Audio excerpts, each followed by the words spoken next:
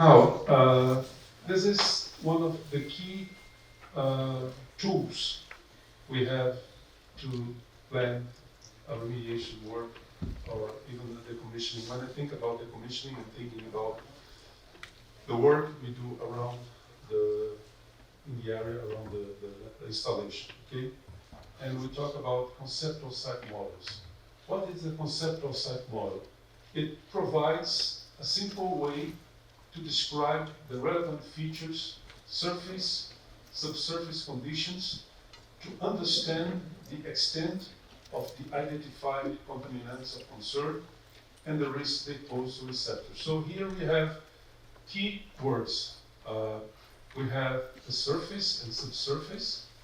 We have the extent of the contamination. We need to extend how large is the contamination. Now that I know your problems, you are talking about the cesium 137, you have to determine the extent of the area that you are dealing with, right?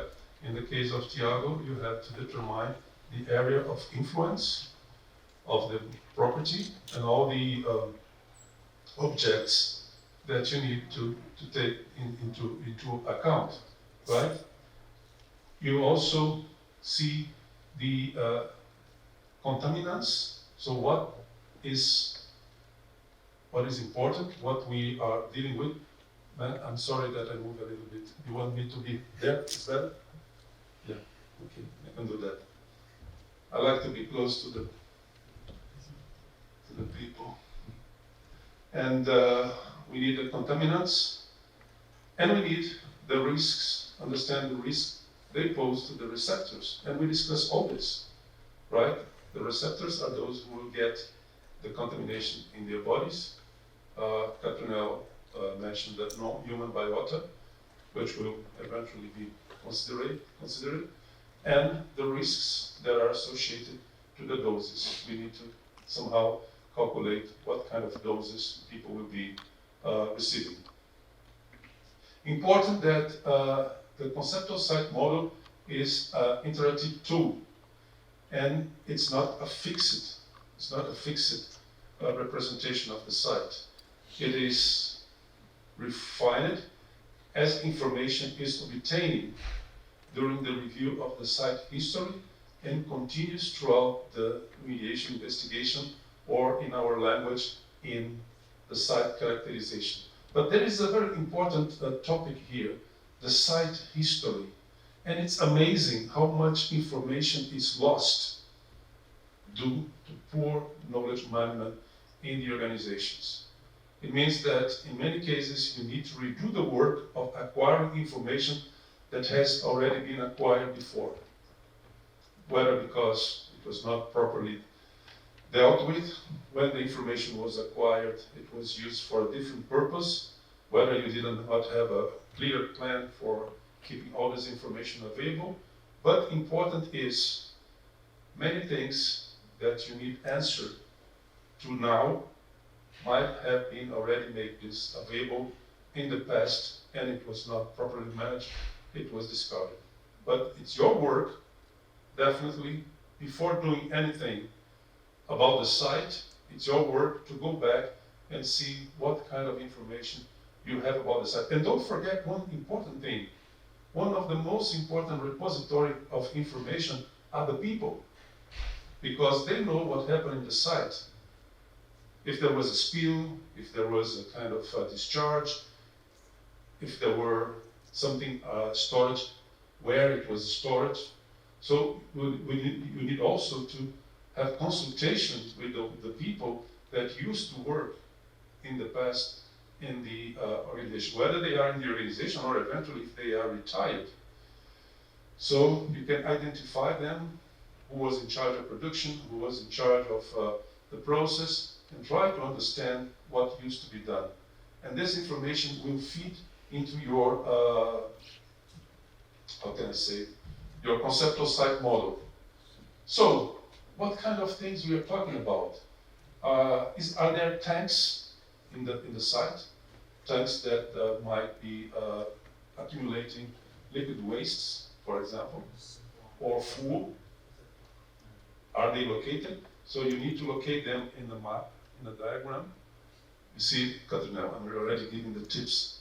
You need to locate them in the maps, schematically, where these things are.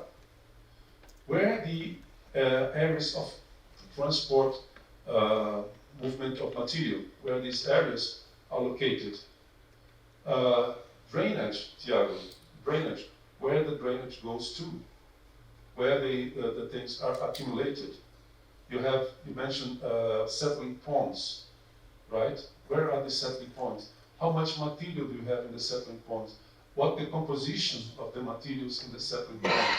What is below the settling pond? Is there a connection with the subsurface drainage? Right? So these are the questions you need to ask. The production areas, the milling area in a kind of a mining, the waste disposal areas. So all this you need to identify when you are developing your conceptual site model. And then other areas or other objects of concern. So this is the starting point of our conversation.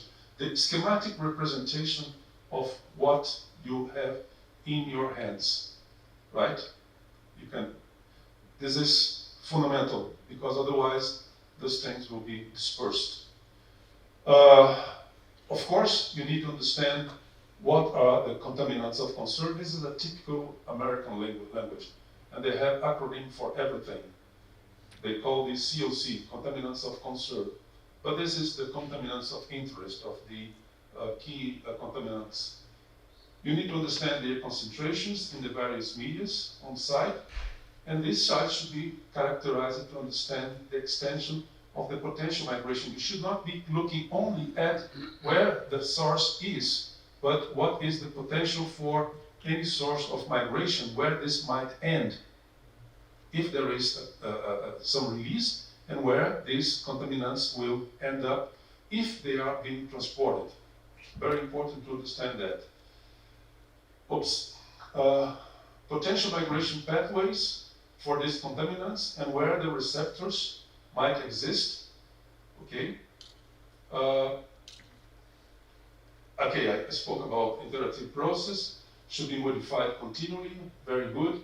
So exposure is the state or condition of being subject. These are some definitions so that we can consult if we want. When we talk about exposure, we are talking about the state or condition of being subject to irradiation, whether it's external exposure, whether this is internal exposure.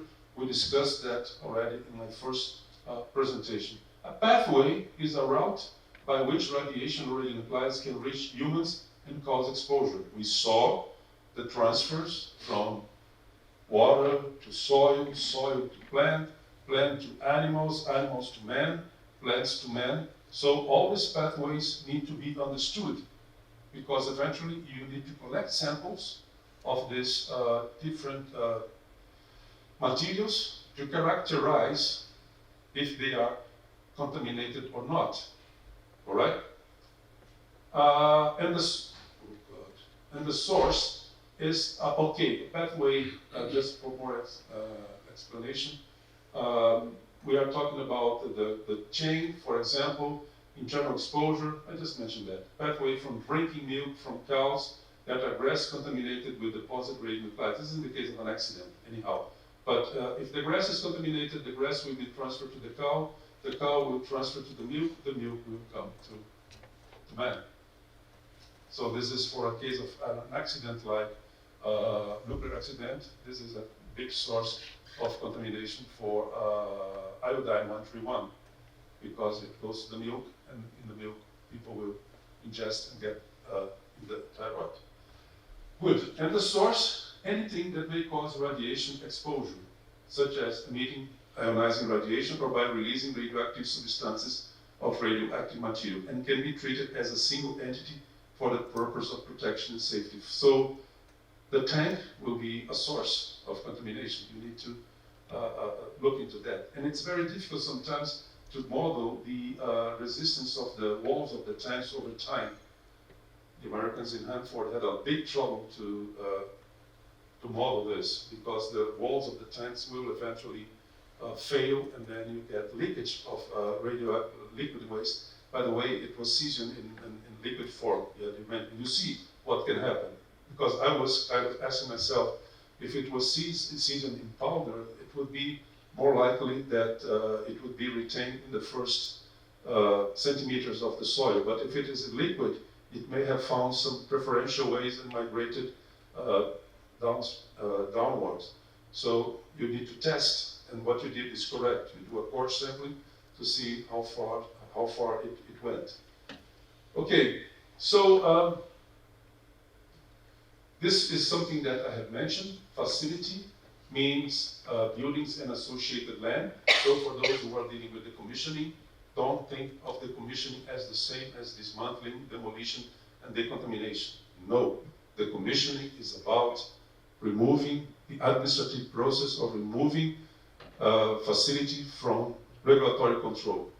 And as operations related to decommissioning, we have the dismantling, we have the decontamination, but we do also have to take care of the land which is associated to the installation. Don't ever forget that, okay? So we have to investigate groundwater, surface water, soil, sediment, and eventually air to see if there is any transportation of material by wind, right? Should be documented the presence or absence of contamination in particular media. When the data is available, the conceptual site model could include basic information for all potentially impacted media, such as classification and applicable remediation standards, so on and so forth. You will have this in Microsoft Teams, so I want to give time to Giuseppe, so I will skip some of these slides and to concentrate in what is really important message. You can go into this texts by yourselves.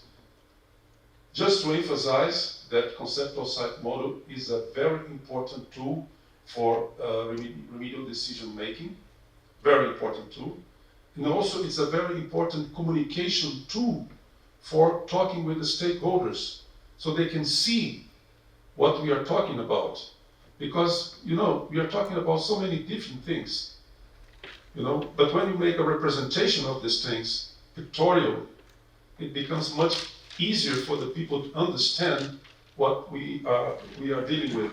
So it is important for decision making, but it's also important for communication purposes. Also, within if it is an organization, you need to talk with your management. And your management may not be technical people, they may be project managers.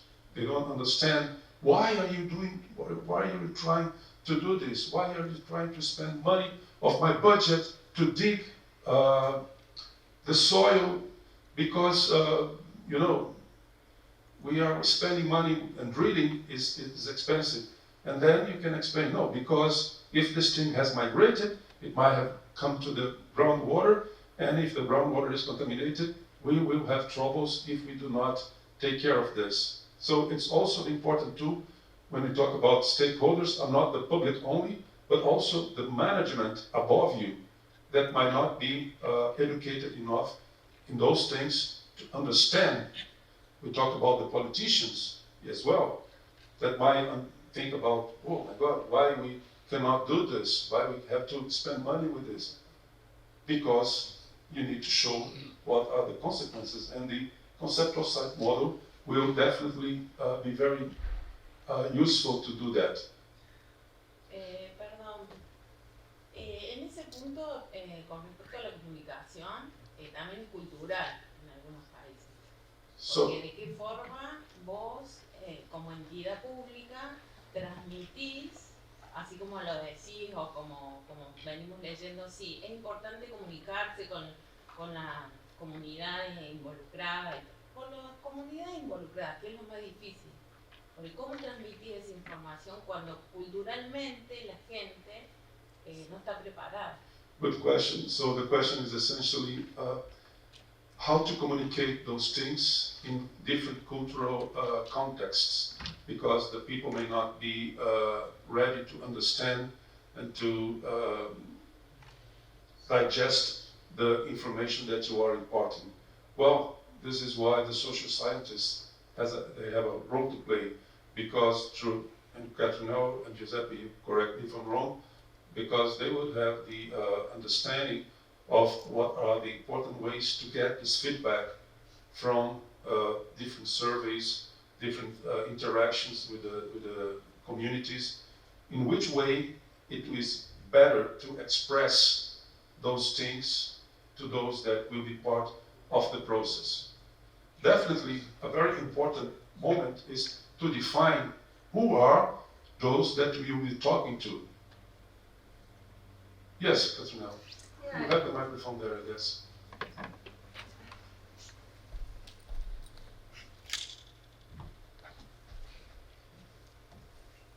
Yeah, I just wanted to. You turn it away. It's turned off, but So it has to be green. yeah, it has a delay. So I just wanted to say that in addition to social science experts, of course, you can also engage with the population or the target group itself. And there are really nice examples of methods on how to do that. For instance, there is something called design thinking method. You can actually work with a group from the target population that you want to address with the communication and see with them, what do they want to know? How do they think that it is best to communicate it in order to reach, My answer was in the sense that you might need to use somebody that is better trained than you to identify these people. Yes, yes. So I mean, you need both. You need the social scientists and you need also input from the population itself. So you can involve them in developing communication tools. So in my country, I have been exposed to many of these situations, and I found my way on how to do that. And definitely, it took me a bit of time, and it made me commit some mistakes that I could have avoided, because it would be very nice if I had somebody to tell me the best way I could do my work.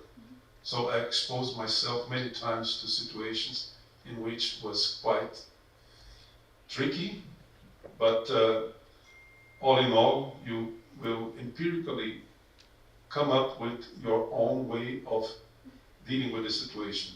But in my case, it took me a bit of time, right? But I had to adjust. Talking to somebody, and Giuseppe will know that in the north of the country will not be the same as talking to the people in the south of the country because of different characteristics. I heard, for example, from a French researcher that when you know, you need to say you don't know and be honest about what you don't know. I said, look, if I go to a position, a state in the north of my country, coming from the south, so I am well educated in principle. I went to the school, I went to university, so I should know everything. And I tell them, I don't know.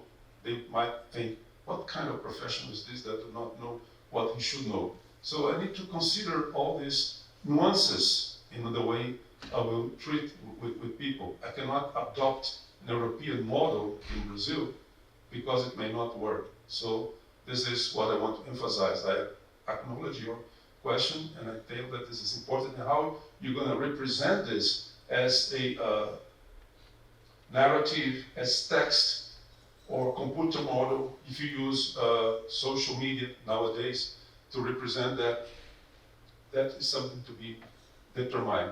But it's very important that you have it, okay? And it's also important that the conceptual site model is useful after remedy is implemented. For example, for post-remediation monitoring. For post-remediation, we talked about that, okay? So to confirm if the selection of the remedy was appropriated. So this is one way to express a conceptual site model, exposure pathway schematic. So here we have a source, drums that were eventually buried. And if you see this Heron Brockovich film with Julia Roberts, it's a bit old. That was essentially the case that gave rise to the Superfund program in the United States. This is the so-called Love Canal case. That is in the 70s, under the government of Jimmy Carter, where the Superfund program in the US was established.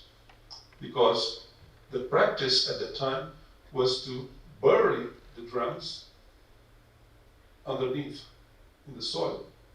And then these drums would corrode, and then they would release the waste. Or if the waste was solid, there would be the leaching with the rainwater. And this is what would happen. It would go to the soil. It would go eventually to, this is another soil layer. So it would go to the groundwater. And then you need to know what is the direction of the water flow. And then you can do that by means of specific approaches to know the direction of the flow. Because if you want to see the consequence of the flow and you measure upward, you are losing what is important. So, and then you have somebody, for example, drilling a well in that point here, but this water being contaminated, and then this water can be used for ingestion, but could also be used for irrigation and for the watering of cattle, for example. And then you have all these exposure pathways defined. You have the ingestion of water, you have ingestion of contaminated products, you have the ingestion of milk or meat eventually, right? So all these need to be factored into your conceptual site model. But this will be always a site-specific situation, and you will define, for example, if you want to make projections, eventually the contamination is not yet here, but it's here, but you can make calculations with a mathematical model of what the time it will get here and with what concentration. So you need to understand characteristics of the medium in terms of the hydraulic conductivity of the medium, how fast the water can go through a specific medium, so that you can make the simulation and have those assessment that will tell you what would be the concentration in a certain point of time that will affect the receptor here. This is the receptor, by the way, and these are the exposure pathways, just representing what I just have mentioned. And this is the source, okay? And this is the source. Of course, that it may be the case that you have even releases to the atmosphere if there is some gases being developed there, right? But, and then there is another decision you have to make, and I spoke about what you're going to do with this. Are you going to retrieve these barrels and bring it to a storage site? Are you going to leave it as it is and make some sort of isolation with a cap? And if you want to move it away, you need to have another place to take it. Another place where you can dispose. And of course, if it is 1, 2, 3, 4, fine. But if it was hundreds of barrels. And other thing you need to consider, if you have radioactive material here, you need to understand that the worker can be exposed to radiation when he is or she is retrieving the barrels as well. So that has to be part of your decision-making process. So you see the power of a conceptual site model, how much information you can get and how much information you can present for different types of stakeholders. And you determine how many parameters you need to, for example, from here to here, it may take some time for the migration of the contaminant. So it has also to be addressed. So many things you need to know in order to be able to take an action. In terms of what is emitted in terms of atmosphere, You can have atmospheric deposition in different medium, in plants, deposition in water bodies that will have fish and that would have a benthic. The word benthic is familiar to you. Benthic in the benthos, in the bottom of the water body, there will be organisms living in the sediments that may be picking up contamination from the sediment, right? So you should consider those things, and then the consumption of fish, and these are the non-human organisms that Catherine talked about. I mean, if you wish to consider what would be the damage for these animals in your assessment, right? And then you will define what kind of actions you will have to do. Will you have to, for example, in Japan, all the production was sacrificed. All the production was sacrificed, yeah? Because if the levels are about a certain contamination level, you need to take it away. If there is soil that is contaminated, one of the things, sir, that you could have done is to plow the soil, to mix the soil, so that the concentrations would achieve what you wanted without removing the material. That was done. That can be done. Some people will say dilution is not solution for pollution. This is a big mistake. It is. It is. Some colleagues will say, oh, it's not. My impression, my position is that it is, when it's justified. Everything is a matter of justification. And you can have a schematic illustration like this, you know. So you have the same, more or less the same scheme that I showed before, not in pictorial representation, but instead we have it in boxes, so that you have the drums, spills, goes to soil, you know, and eventually can go to lagoons, infiltration, percolation, and then you have dust, you have plant uptake, you have infiltration, percolation, and then you will have the exposure pathways that you will need to mark as a yes or as a no. That's another form of representing that.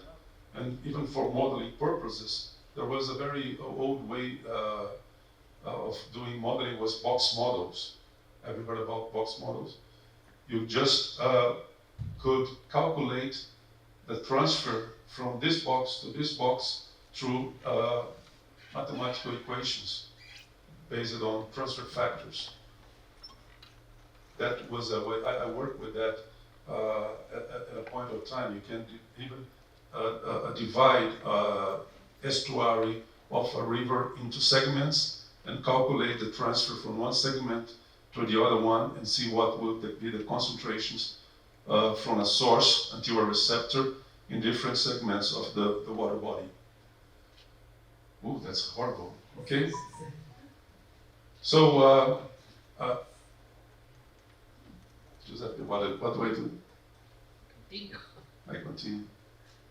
Because also, sorry to interrupt, I think that for consistency it's better that then you also explain the case study. Okay. And then we'll see if there is some residual time, otherwise we will see if I can adjust tomorrow or something. So, however, this slide more or less will be repeating itself, but the level of detail should be consistent with complexity of the site. And the format is also dependent on how you want to communicate this. Checklist is also possible. So you have a checklist. Maybe I have an example of a checklist here. No. Okay, the scope should include establishing the extent of the investigation, the area to be investigated. What else is important here? I just want to reserve time. Okay, so the investigation should evaluate information collected throughout the remediation process, and you can have a preliminary assessment, site investigation, remediation investigation, remediation action. So all these things could be tried to be considered, as I said, If you have a source as a tank, tanks, barrels, what are the options for remediation that could be considered in that particular situation? You can already sketch some of them. Good. Maybe I can skip this one. Let's see. Okay, we will be focusing on soil, right? And the soil sampling and characterization must be conducted.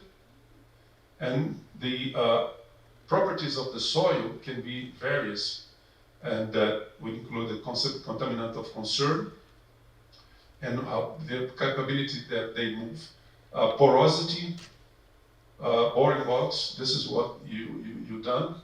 Moisture content, heterogeneities within the soil column, because they have different strata, and your geologist, you know that different strata, so different materials with different properties that has to be defined. The depth of the groundwater, where is the groundwater, where is the water table, how deep the water table is. So this is something to be determined.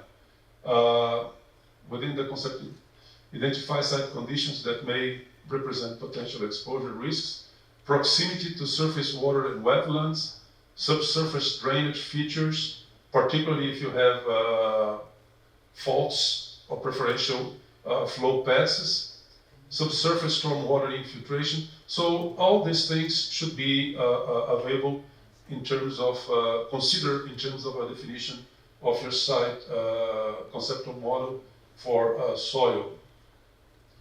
Also, the same is important for groundwater. You can see all these aspects here, but you need to understand aquifer characteristics, like I mentioned, porosity, permeability, the materials through which the groundwater moves, the geological formations, so to speak, what are the water use area, potable water, irrigation, industrial water. So all these things need to be defined. This is just to emphasize the concept of, how could I say, the hydraulic gradient to determine where the flux of water will be moving to. So you can do that by assigning two parallel logs, and then you, with the distance between them and the elevation of the water table, you can define the pressure head, and then you will be able to identify the direction of the flux. And definitely there will be more facility to have migration in coarse sand than in fine sand, because the pores of the material will be bigger. So let me, and this is one of the things that I want to mention. For example, if you, for example, don't understand the characteristics of your site, you may conclude that you have this high permeability material, sand here, you have a low permeability material here, and you see that your log, your well, is not picking the contamination. If you don't have a good understanding of the geological definition, you may drill a well and you don't pick the contamination because you did not quite understand the way things operate in that particular system. So very careful. You need to have a support of experienced people to allow you to have a good representation, because then you miss due to inadequate site characterization, resulting in a development of inaccurate site model. So if you don't understand the characteristics, you will incur in mistakes that can be very, very serious after all. Then you have surface water that needs also to be characterized. What else? Sediments. About sediment, I have to tell one thing. when I was the head of the environmental impact section in my organization, people were talking to me about variation in the content of contaminants in the sediment. And they were attaching this variation in terms of releases from the in the case from the mine site. And that was not the case, because when you have higher wet seasons with higher precipitation, the energy of the river tends to be higher and transports the fine material. And the fine material is the material that accumulates the contaminants. The higher surface area, the higher the accumulation. So the metals and radionuclides will accumulate in the fine fractions of the sediments, not in the coarse fractions. So after this transportation, if you run the measurement of the sediment in energetic areas, you will pick the coarse sediment because the fines were transported. And then when you measure that, you don't see anything. And then you see the peak in the dry season and low in the wet season, and say, oh, there was a release here. That's not the case that was a release. There was the case that you are sampling different material. So you need to standardize the sampling of the material for the sake of characterization of the site that you are dealing with. I will not go much into this. I have also talked, sorry for that, because I want to talk about the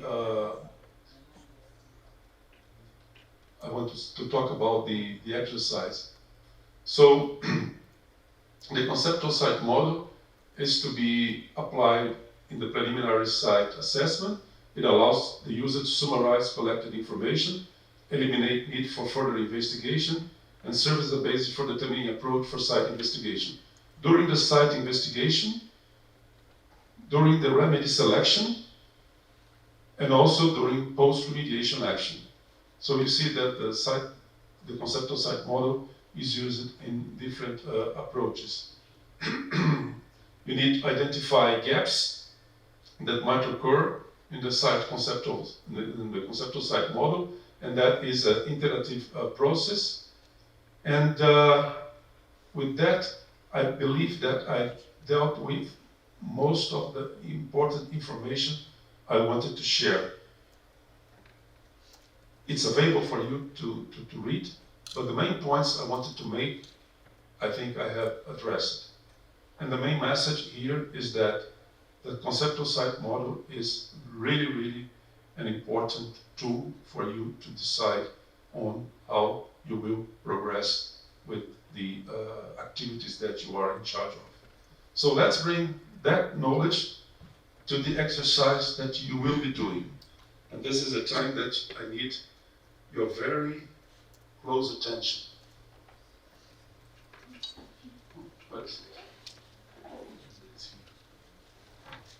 Exercise.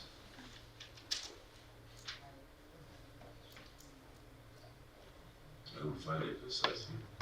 I don't know if we copied it. Hmm? I don't know if we copied it already.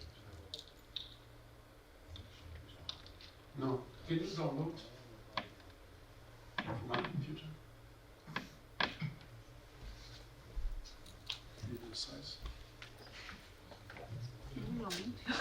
No?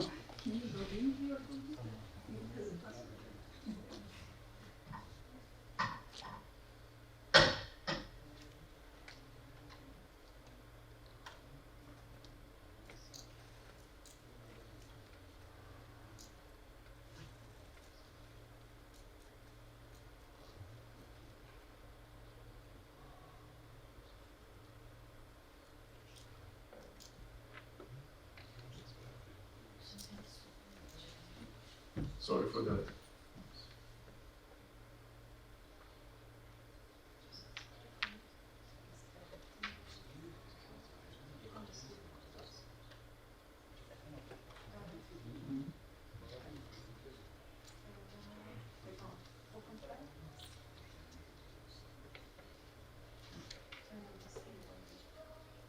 Must be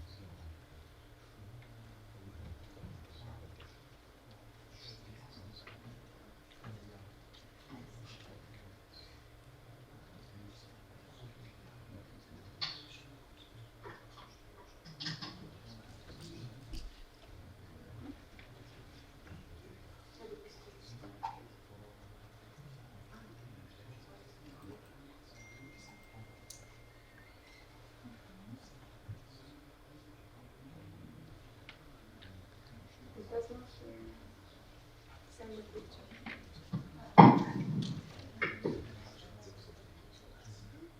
No, but it's a work.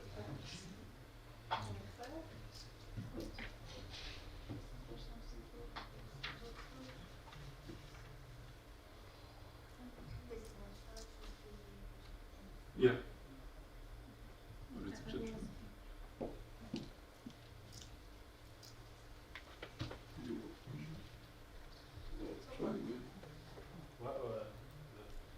Screen?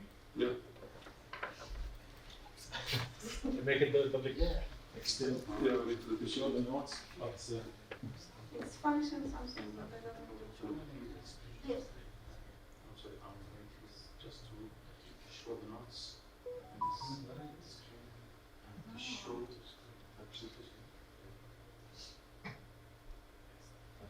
Excellent.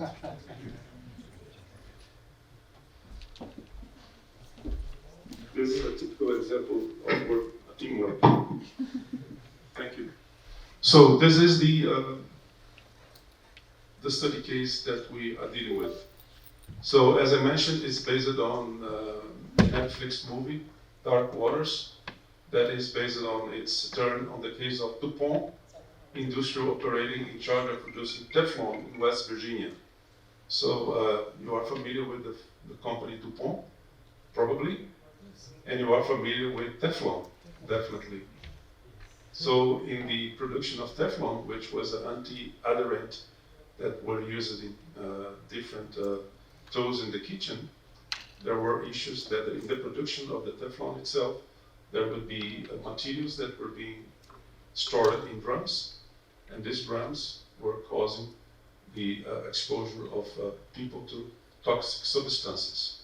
And these were already known by the company, and that was subjected to legal cases that went to court. So the situation is, a company in your country started operation in its 60s. So it's a very important detail here from the things I have told you. It started operation in the 60s. The industrial operation involved extraction and processing of raw material, meaning mining ore, that led to the generation of liquid effluents and solid residues containing natural radionuclides. So already in this paragraph, you can answer some of the questions. Who can tell me what kind of radionuclides are we looking into? Say loud. Uranium? Cesium? Thorium? Potassium? Lead? What? Lead? Radioactive lead. Yeah? Are we looking to strontium 90 here? Strontium? 90? No, it's artificial. No. Plutonium? Are we looking to plutonium here? No. So, we, only with this information here, we can tell from what we learned today, from what you know, that we are looking into natural radionuclides from which series? Uranium-238 and thorium-232.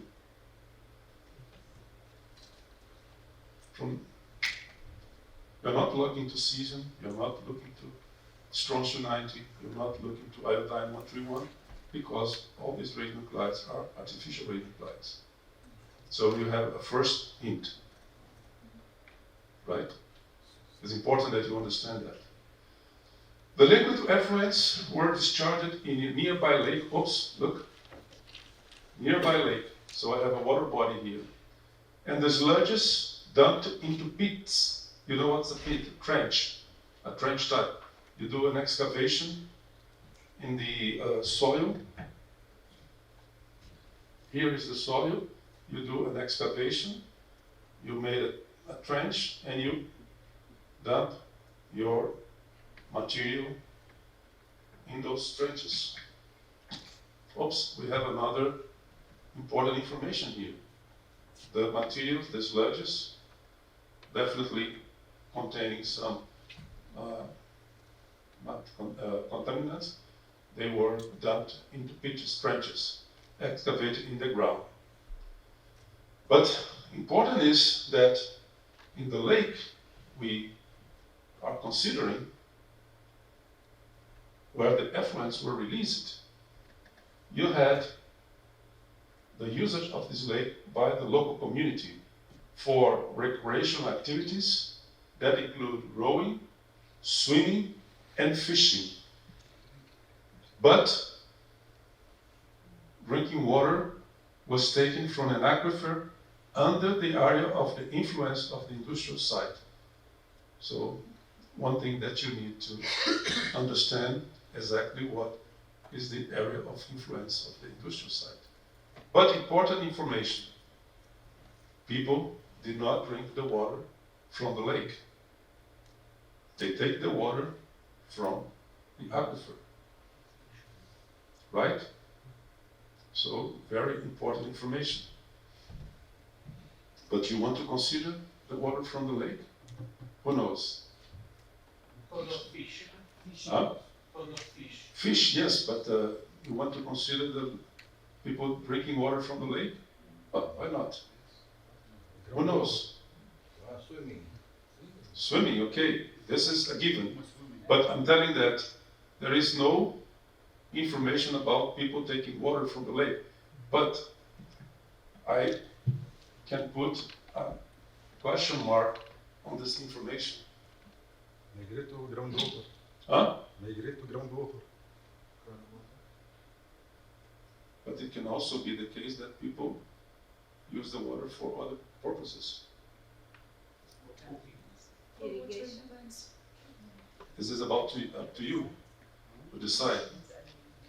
Okay, at the time of the beginning of the operation, Or, sorry, the scenario where the story where the drinking water comes from an aquifer under the industrial site. yeah, It doesn't mean it's not exposed to any contaminants from the industrial site. but this is what you need to answer. I'm being very benevolent already. I'm giving a lot of tips. Now you need to use your imagination and play with all the possibilities. Right? At the time of the beginning of the operation, there was evidence in the literature of the effects of radionuclides in the health of people. But this was not fully considered in the scope of the operations, meaning treatment of effluents and management of solid residues were not properly implemented. They were operating. Eventually, there was some information in the literature that this things, I'm talking about 60s. Remember the timeline that I spoke about in my presentations? The timeline when things start being forced. So it was there not for chance, it was on purpose. And now I'm telling you that there was no due consideration of this information by the operation. With time, the relationship between exposure to ionizing radiation and health effects became clearer. It's not clear. It became clearer in the diplomatic world, in the law. I don't know, anybody is a lawyer here? Words have a big meaning. You need to be careful with them. Became clearer in the scientific literature. Regarding the industrial operation, after some years of operation, apologies for the redundancy, complaints about increase of the incidence of cases of cancer in the nearby population start to pop up. Local residents complained that these cases of cancer were associated to the industry. Legal actions began to be filed in court against the company that deny, of course, that the alleged cases of cancer had anything to do with their operation. So people were complaining, there are cases of cancer, and associated probably to the operation of the industry. That says no. I was not bound to any legal enforcement. I was not bound to any legal enforcement. And I don't believe that the cases of cancer, if they exist, are caused by the releases of my operation. It may be due to something else, right? That's an allegation. The company, now, very important, the company is of great economical and social importance for the population nearby cities, as it is responsible for keeping high schools, university, library, sports center running, in addition to hiring a large number of workers from the nearby cities. That means those potentially affected by its operation. It also contributes taxes to both federal, state, well, not both, but anyhow, to federal, state, and municipal administration. So this is where we have a social issue here. Because the industry maintains a certain amount of activities and contributes taxes to different levels of the administration. So depending on your decision, this has consequences. And in the film, you will see very interesting things about these consequences. I will not go into the details in here, but it was very interesting to see the reaction of the population to the whole thing. The company, after large legal battles, the company agreed to make a settlement, which is very common. Let's make a compromise here, right? That would account for the remediation of affected sites that could eventually be associated with operations and contaminate source. Well, I mean, after legal battle, the company agreed to make a settlement that would account for the mediation of the affected sites that could be eventually associated with operations and the sources of contamination.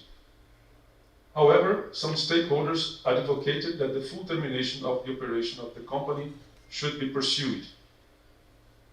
We are talking about social preferences. There were some people telling, no, we're going to get rid of the company so that we don't have this problem anymore. So, the task of your working group, what you have to do, the task of your working group, is to develop a work plan that could address the situation and eventually support a remediation approach with options to be agreed upon with the different stakeholders. The termination of the company operations and eventual decommissioning of the facility should also be considered. It's also on the table. And you will kind of make a proposal. You were a part of a consultant company that was in charge of presenting a proposal for the community, intermediate this conversation between the operator, and that would essentially be, how can I say, endorsed by the legal authority as an agreement between the parts. So you will make that proposal. Take into consideration all these issues.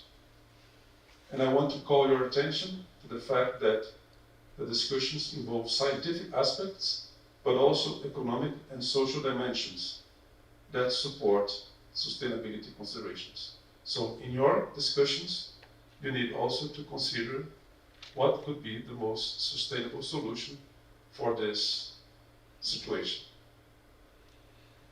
I had some supporting figures here to show to you.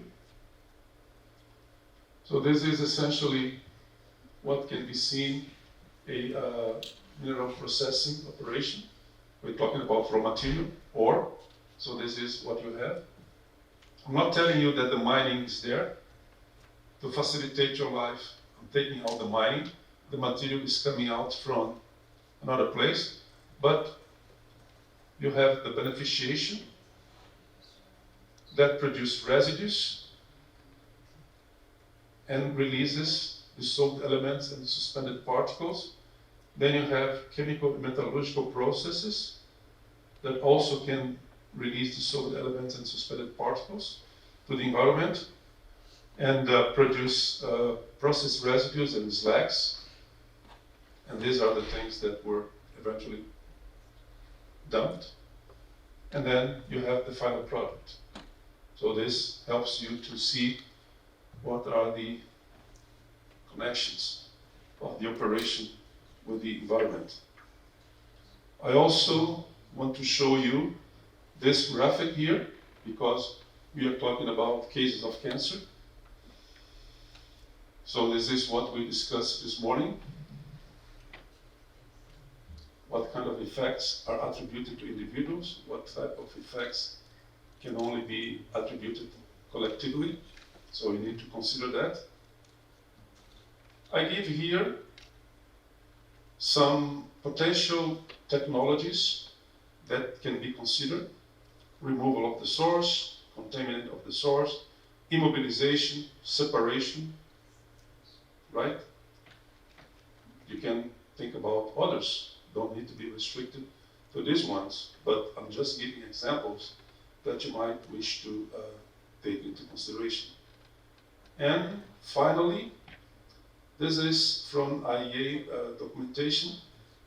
This is a process that you have in a way that begins with the preliminary evaluation, just to guide you in how you can structure your thinking in the consideration of the overall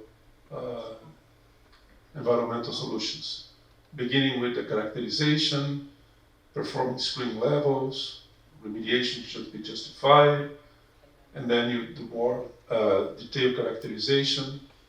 Here you see the agreed reference levels, compare projected doses to agreed reference level. Is remediation justified? Because you see what kind of reference level you want to apply. And then what you need to do is eventually identify the remedial options, evaluate selection and select the remedial actions through optimization, have a development of a remediation plan.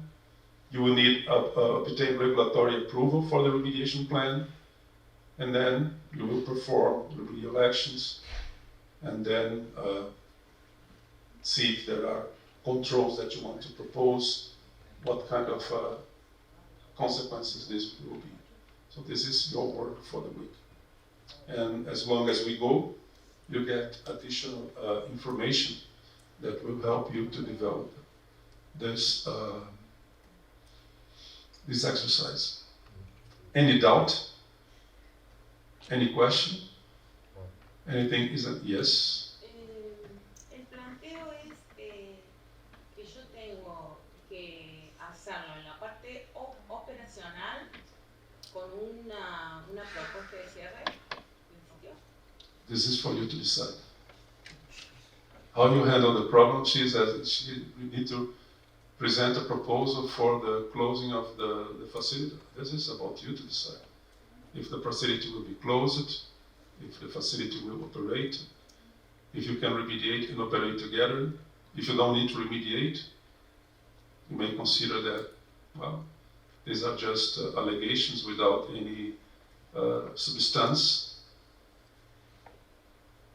This is up for the group to decide. And of course, that we are here to assist you. We expect you to ask questions. And then we will provide more information. But information will be on demand. On demand. If you ask, we can provide. If you don't ask, right? And I would really suggest that you start talking to each other, start talking to start exchanging views, and make it a gradual approach, like I mentioned before. I mentioned a gradual approach, you step by step. But the important thing in this conversation, and based on what you saw today, is to start sketching the conceptual site model. And this, you have enough information to do.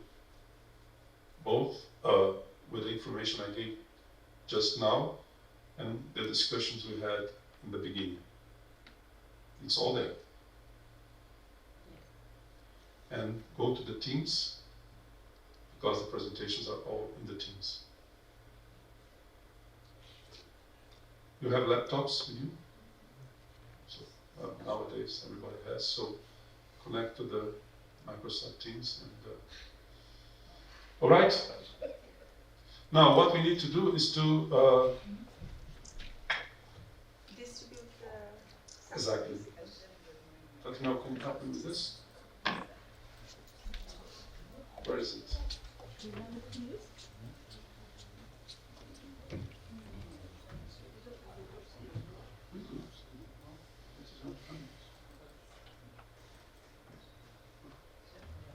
Okay. So who are the colleagues from Armenia that will be part of the exercise? Can you lift your hand?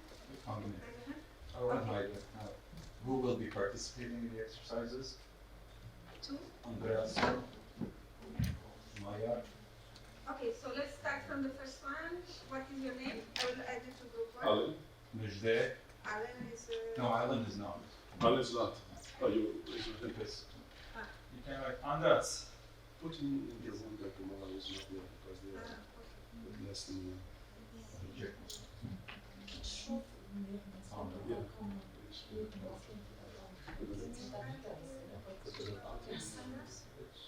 Latin alphabet, not only.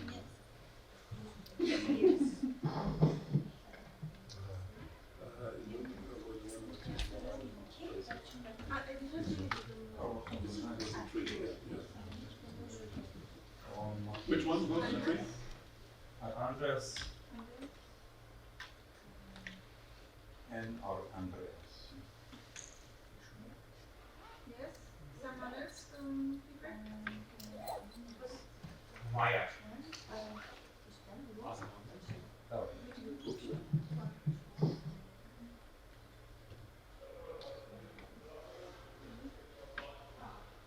Who else? Who else from Armenia? She's riding. She was in the front. There, she was here in the front. Now she went to the back. It's nice to learn about. What is your name? You don't want?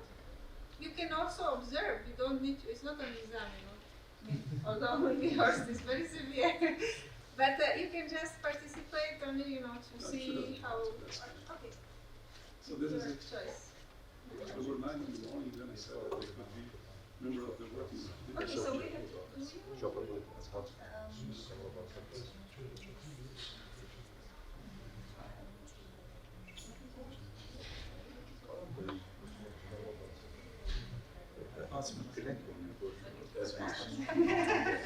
So there's, let's register. Go ahead.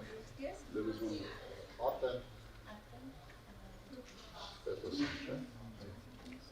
Petrosian. Armenians are very shy, so you have to. And your colleague to the left. Okay, perfect. No, nothing 24. Because we don't want the minutes to get. There are also people here. Ah, yes, the ladies. Yeah, they are hiding. We need a more gender balance also. Yes.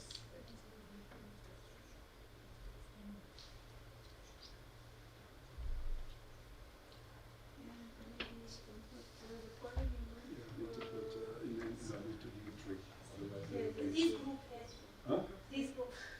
No, no, no, no, no, no. Yeah. no comfort zone. You have to come out of your comfort zone. Yeah, that would be impressive. Huh?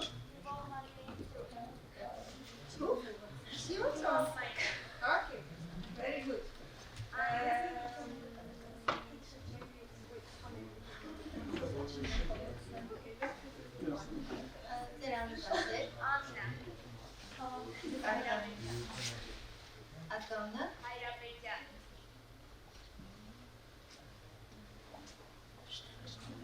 So we can see after there are treatments.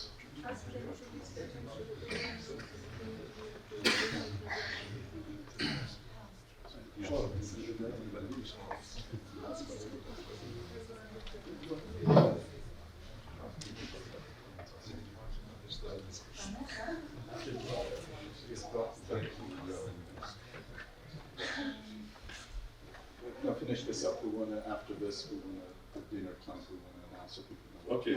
So just to be sure that everyone knows everyone. So first, group one, raise your hand.